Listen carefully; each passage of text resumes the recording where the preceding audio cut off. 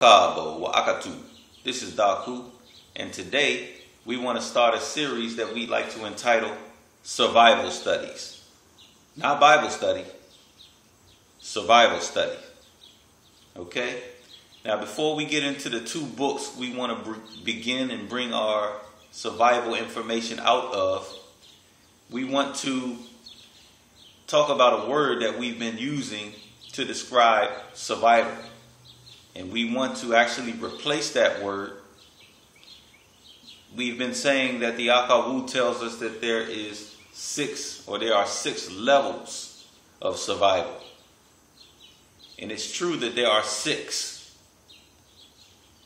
blank of survival. But we don't want to say levels, because levels intimates compartments or compartmentalization, which is unnatural. It's an unnatural and artificial way for humans to look at things.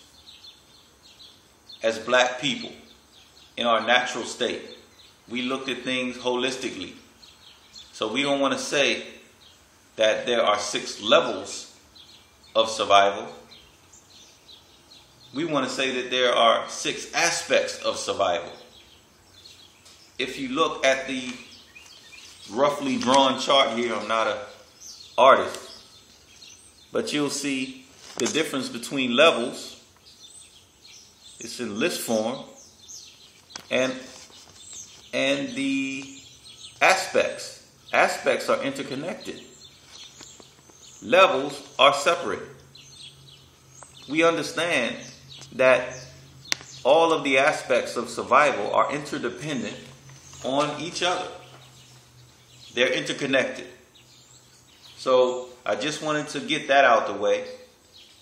Remember, the Akawu, the ancestors, the great teacher, all teach us to look at the world holistically. All right? That's the natural way, the natural order of things, the natural way that humans should look at the world. Okay? Now, the first book that I want to go into is by the great master, Dr. John Henry Clarke.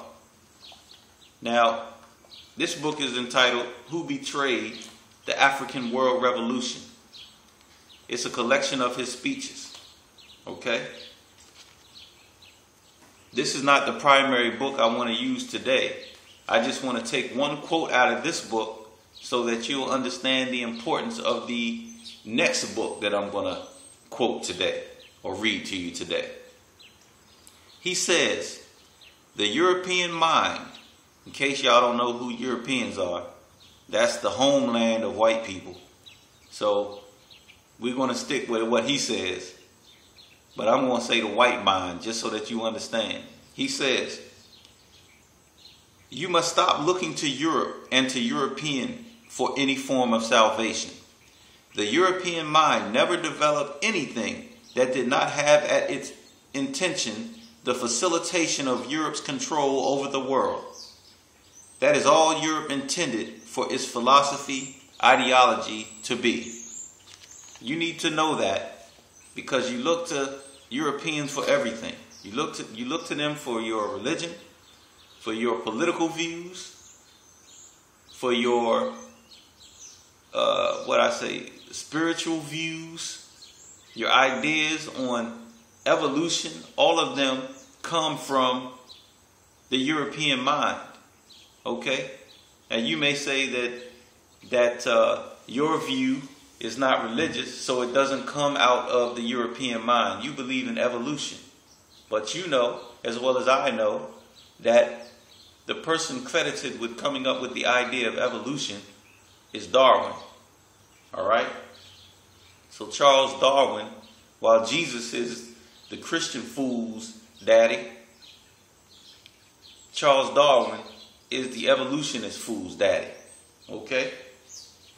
So, I just wanted to use Who Betrayed the African World Revolution and other speeches by Dr. John Henry Clarke as a basis or a foundation for our discussion today.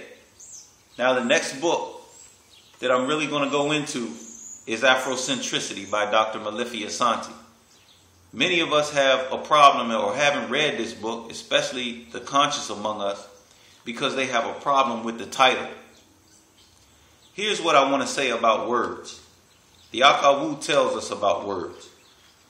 The Akawu tells us that words are both necessary and insufficient for communication. They're both necessary for humans and insufficient for communication. While we spent now decades debating whether we should call ourselves, whether it should be Afrocentric perspective, African-centered perspective, black-centered perspective, that doesn't matter. If you look at nature, as our ancestors tell us to do, if you look at nature to get your wisdom and understanding, then you'll remember and realize that lions don't call themselves lions. They just act like lions act. They do and live life according to the law of lions, which lions don't have no law books laying around talking about this is the law. Elephants don't call themselves elephants. We call them elephants. But I digress. I'm running out of time, so let me hurry up. In Afrocentricity, Asante, one of our greats, if you can get past the title and the word Afrocentric and Afrocentricity, you'll be able to get a wealth of information from this man. Now, he talks about relationships. And again, we're talking about survival, because this is survival study. Relationships are important to our survival. We just went over the 6 aspects of survival according to Akawu. He says that man and women are equally the source of our strength and indeed our genius. There are 4 aspects to Afrocentric relationships. Remember, don't get caught up on the word Afrocentric. If you need to, when you get to the word Afrocentric, if you want to say African-centered, then say African-centered. If you want to say black-centered, then say black-centered. But don't get caught up in a daggone word. We spent decades now debating this. It doesn't matter. The concepts are what matter. He says there are 4 aspects to Afrocentric relationships: sacrifice, inspiration, vision, and victory. In each of these aspects, we see elements of mutual respect and sharing. Sacrificial means that each partner is willing to give up certain aspects of himself or herself for the advancement of the people. The relationship is taken out of the individual context and placed into the collective context, becoming a part of the generative will of the people. He goes on to say that the truth of the matter is that whatever is necessary for the collective will of the people must be done. A man and woman willing to sacrifice the mundane things of society will find a full life in Afrocentricity, African centricity, black centricity. Okay? He says sometimes you cannot be involved in the elementary existential manifestations of a decadent worldview. Afrocentricity is not anti-fun. It is for the creation of a new era of excitement and joy. Our creative wills in music, art, poetry, dance, and literature, our productive capacities in science, technology, and industry constitute the fun for us. A woman's time to create and a man's time to produce must be looked upon as a giving to the collective will. But like all sacrifices, Afrocentric sacrifice never really leaves us less. What seems to be a sacrifice always rebounds to happiness and joy. It gives us more than we had before. Now, I know that's hard for some of you to believe. You can't imagine living on the outside of white consideration. But I wanted to read that to you because relationships are one of the basic aspects that we need in order to survive.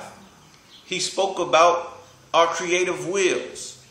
We told you last year that we need to lean on the creativity that God, the universe, nature, whatever term you want to use, because we're not getting stuck on words now.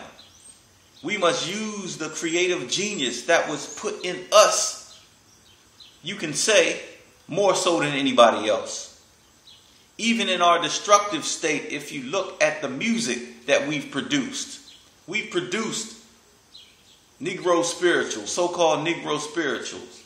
We've produced the blues. We produce jazz. We produce rock and roll, R&B, go-go, hip-hop. This is even in our destroyed state. Imagine what we could produce if we are able to free ourselves, free the minds of our people.